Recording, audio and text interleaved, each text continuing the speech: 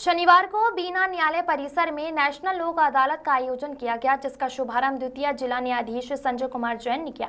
इस दौरान अपर जिला एवं सत्र न्यायाधीश देवेंद्र कुमार कुडू, न्यायिक मजिस्ट्रेट मीनाक्षी शर्मा जोशी, शरद जोशी और सलोनी जैन भी मौजूद रहे।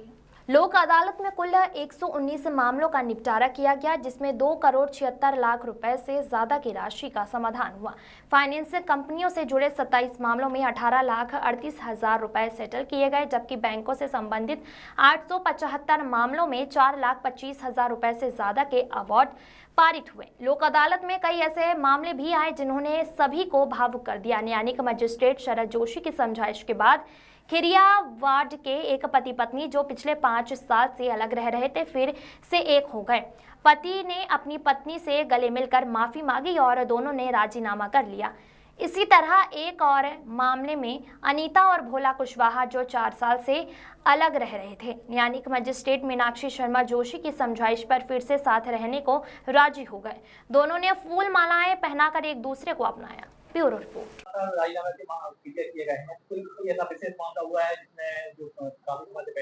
हाँ, आज हमारे जिला न्यायाधीश जो देवेंद्र कुमार कुल्लू साहब है, उनके न्यायालय में 22 लाख रुपए का चेक का मामला जो था वो अपील में निराकरण हुआ है।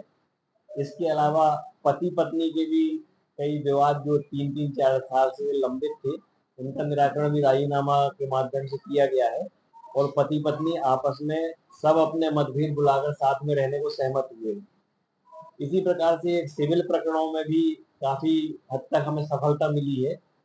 एक सिविल प्रकरण जो कि लगभग 20 से 25 सालों से न्यायालय में लंबित था, उसमें भी आज पक्षकारों के मध्य राजीनामा की बातचीत संपन्न हुई है। उसमें से एक पक्षकार के बाहर होने के कारण यद्यपि राजीनामा कार्य रूप में परिणत नहीं हो पाया, पर वो आगामी दिनों में या अगली लोक अदालत में वो प्रकरण भी राजीनामा के माध्यम से निपट जाएगा।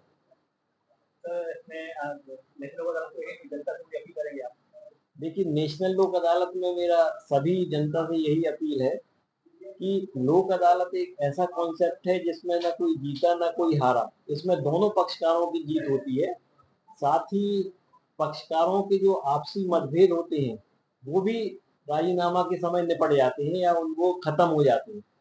यदि किसी भी प्रकरण का निराकरण न्यायालय के माध्यम से होता है तो उसमें एक ही पक्षकार जीत सकता है, एक पक्षकार को हमेशा हार मिलेगी। तो ऐसी दशा में एक तो संभावना ये रहती है कि जो हारने वाला पक्षकार है वो उसकी अपील कर सकता है, तो प्रकरण पुनः न्यायालय में लंबित हो जाएगा।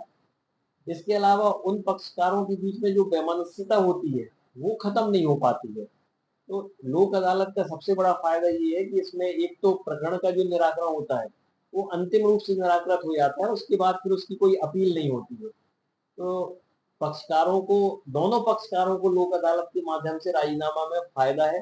इसमें एक फायदा ये भी होता है कि जो सिविल प्रकरण रहते हैं उसमें यदि पक्षकार ने कोई कोर्ट फीस दी है तो उसको वो कोर्ट फीस भी वापस मिल जाती है बाद में न्यायालय के माध्यम से, जबकि सामान्य परिस्थितियों में फिर उसमें कोर्ट फीस वापसी यदि राजीनामा होता है तो नहीं मिल पाती है। तो चारों तरफ से यदि देखा जाए तो सभी दृष्टियों से लोक अदालत में राजीनामा करने में पक्षकारों का बहुत अधिक फायदा है। आयोजन किया गया था। कुल कितने स्टॉल लगाया गया और क्या मामलों निराकरण किया? आज लगभग 10 से 15 स्टॉल लगाए गए। उसमें सभी मुख्य रूप से जितनी भी नेशनलाइज बैंक है उनके स्टॉल लगे थे और साथ में नगर पालिका और इलेक्ट्रिसिटी डिपार्टमेंट के भी यहाँ पे स्टॉल लगाए गए थे। और लगभग यहाँ पर आज 3 बजे तक के आंकड़े में 200 प्रकरणों का निराकरण हो चुका है और 6 खंडपीठ गठित की गई थी, जिसमें मीनाक्षी शर्मा जोशी मैडम की कोर्ट में डोमेस्टिक वायलेंस के मामले में भी निराकरण हुआ है और जो ज़्यादा अमाउंट के चेक्स लंबित थे उसमें भी निराकरण हुआ है। सर क्या कहेंगे, क्या उद्देश्य होता है इस लोक अदालत का?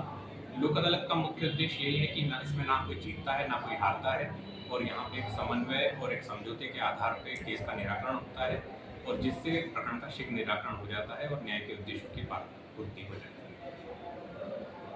आज लोक अदालत में सफलता हुआ है, क्या है मामला? ये माननीय न्यायालय में एक 125 धारा CRPC के अंतर्गत भरण पोषण का प्रकरण विचाराधीन था। अनीता भोलाराम के नाम से ये केस विचारण में था।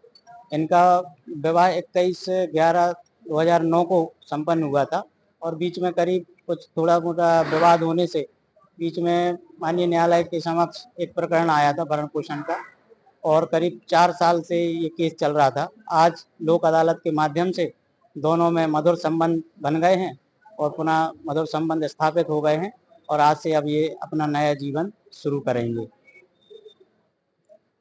आज लोक अदालत में आपका समझौता हुआ है।